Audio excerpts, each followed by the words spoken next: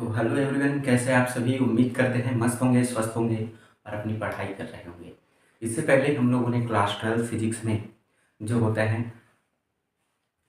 चुंबकीय क्षेत्र की तीव्रता और बायो सेवर्ट का नियम का डिस्कशन किया था और इसका एक अनुप्रयोग हम लोगों ने देख लिए थे। आज हम लोगों के पास दूसरा अनुप्रयोग है कि वृत्तीय धारावाही वृत्तीय कुंडली के केंद्र पर चुंबकीय क्षेत्र की गणना करना है। ठीक है, तो चलिए क्या होता है इसके केंद्र पर चुंबकीय क्षेत्र की तीव्रता, इसका डिस्कशन करते हैं। तो धारावाही वृत्तीय कुंडली बनाए, ठीक है। हम ये मान के चलते हैं कि हम लोगों के पास एक एक्स वाई वृत्तीय कुंडली है, ठीक है। ये आप मान लीजिए, ये आपके पास ये y और x y से मिलकर एक वृत्तीय कुंडली बना है जिसका केंद्र O मान लीजिए और इससे जो होगा वो आपका त्रिज्या r मान लीजिए, ठीक है। मेरा ठीक से बना नहीं है, आप वृत्त के आकार का बना लीजिए।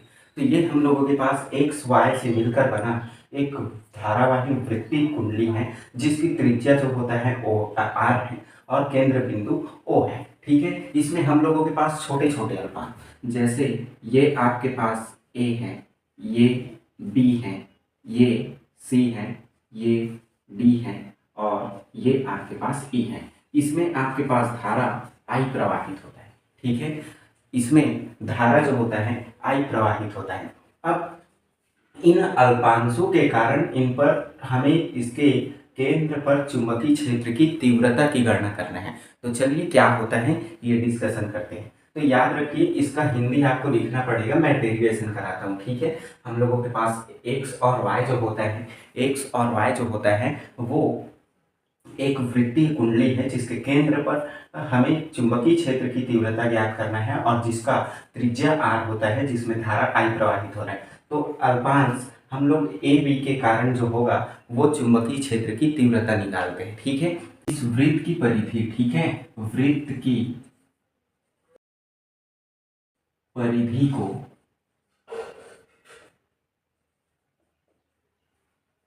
अल्पांशों में हम लोगों ने क्या किया है, विभाजित किया है, विभाजित किया, ठीक है। तो अल्पांश क्या है भाई, ए बी, उसके बाद बी सी, उसके बाद क्या है सी डी, उसके बाद डी ई, ठीक है। तो ये जो है हम लोगों के पास वृत्त की परिधि, हमें क्या करना है अल्पांश ए बी के कारण, ठीक है। हम लोग क्या करेंगे, अल्पांश ए बी के कारण चुंबकीय क्षेत्र की तीव्रता निकालेंगे। तो अल्पांश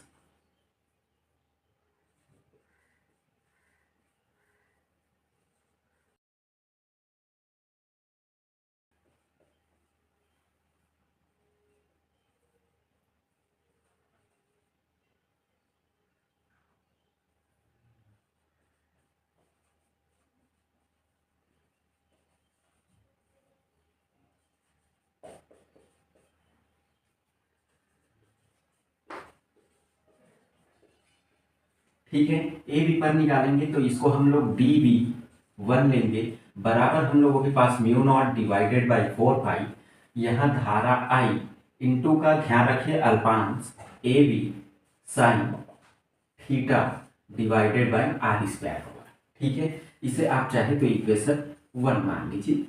अब चूंकि याद रखिएगा ये जो अल्पांश है वो इस वृत्त के केंद्र से क्या करता है, लंबवत होता है, ठीक है।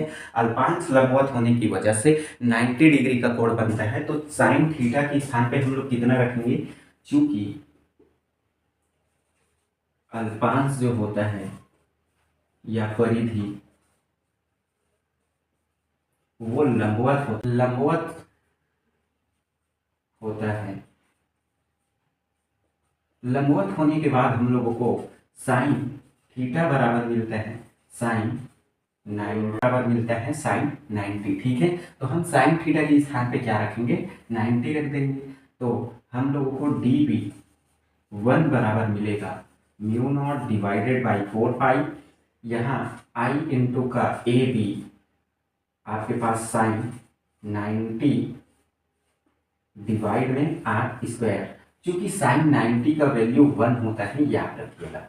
तो ये हम लोगों को D B is equal to mu naught divide में 4 पाई आई इंटू का ए बी बटे आर स्क्वायर। ठीक है, ये इतना हम लोगों को मिलेगा। अब इसी प्रकार हम लोग दूसरे अल्पांश के लिए निकालेंगे। ठीक है, ये तो निकला ए बी के लिए। अब हम लोग बी से सी के लिए निकालेंगे, सी से डी के लिए और डी से ई के लिए क्या करेंगे, अपना जो है अल्पांश का मान निकालेंगे। ठीक है, तो अब चूंकि यहाँ लिखेंगे अल्पांश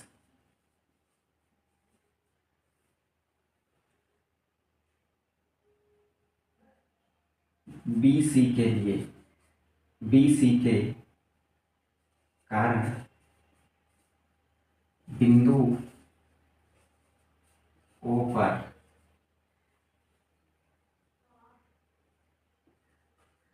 चुंबकीय क्षेत्र।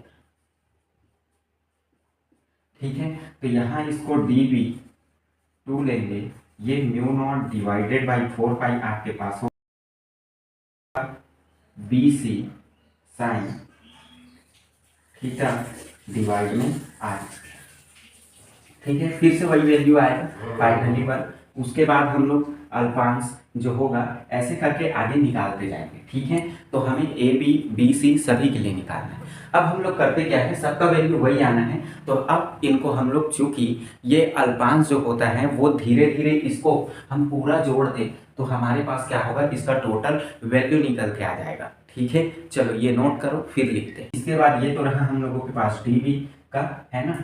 इसी प्रकार हम लोग जो है सी डी का निकालेंगे। तो सी डी के कारण हम लोगों के पास वैल्यू क्या आएगा, D B 3 is equal to mu naught divide में 4 पाई आई इंटू का C D sine theta divided by R square. ठीक है, अब चूंकि याद रखिएगा ये जो हम लोगों के पास अल्पांश होता है इसका टोटल निकालना है। तो बिंदु ओ पर चुंबकीय क्षेत्र की तीव्रता लिखेंगे। ठीक है, तो चलिए लिखते हैं बिंदु ओ पर चुंबकीय क्षेत्र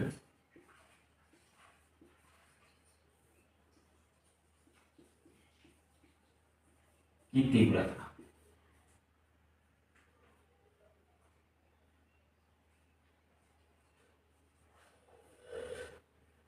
ठीक है, तो ये इनको टोटल जोड़ना है हम लोगों के पास। तो ये b इज इक्वल टू हम लोगों को मिलेगा db1 प्लस का db2 प्लस का db3, ये आगे चलता है। तो ये नोट करिए, फिर इसका आगे क्या होगा भाई, चलिए वैल्यू रखते हैं। तो वैल्यू रखने पे क्या होगा देखते हैं। तो db1 का मान निकालते हैं। तो b इज इक्वल टू हम लोगों को मिलेगा db1 का वैल्यू क्या है, यहाँ ये रहा।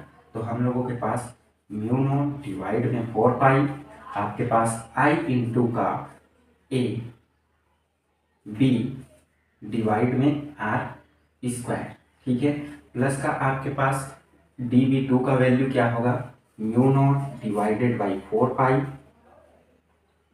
आई इंटू बी सी डिवाइड में आपके पास आर स्क्वायर, प्लस आपके पास 3 का वैल्यू क्या होगा, तो म्यू नॉट डिवाइड में 4 पाई इंटू का I B C C D into C D divided by R square.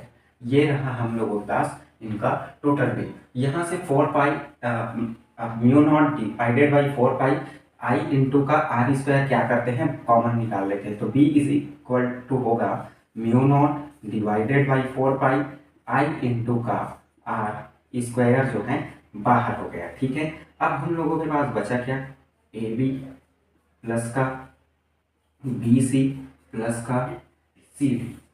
ठीक है, तो हम लोगों के पास क्या बचा, ए बी प्लस का बी सी प्लस का सी डी। ठीक है, अब चूंकि आप जानते हैं इनका हम टोटल योग करें तो हम लोगों को क्या मिलेगा, जो इसमें प्रवाहित होने वाली चुंबकीय क्षेत्र की तीव्रता है वो केंद्र बिंदु पर मिल जाएगा। वृत्त की परिधि जो होता है वो 2 पाई आर होता है। ठीक है, चलिए इतना आप नोट डाउन करिए, फिर आगे डिस्कशन करते हैं। अब देखिए इतना वैल्यू निकल गया, तो हम लोग लिख सकते हैं ये जो होता है b is equal to mu naught divide में 4 पाई आई इंटू का आर स्क्वायर गुणा वृत्त की परिधि। वृत्त की परिधि जो होता है वो हम लोगों के पास 2 पाई आर होता है। ठीक है, तो b is equal to mu naught divide में 4 पाई आपके पास आई इंटू का R square into 2 pi R. एक आर से एक आर चला जाएगा, इसको ऊपर मल्टीप्लाई कर दीजिए तो b इज इक्वल टू आपको मिलेगा म्यू नॉट डिवाइड में 4 pi into 2 pi I divided by R. ठीक है, ये जो होता है हम लोगों के पास इस धारावाही वृत्तीय केंद्र पर जो होता है चुंबकीय क्षेत्र की तीव्रता होता है। ठीक है, तो अगर आपसे ये पूछ लिया जाए इनमें फेरों की संख्या डाल दिया जाए तो फेरों की संख्या जो होता है याद रखिएगा ये आपको ऐसा मिलेगा b is equal to mu naught n का मल्टीप्लाई कर दीजिए डिवाइड में 4 पाई इंटू का 2 पाई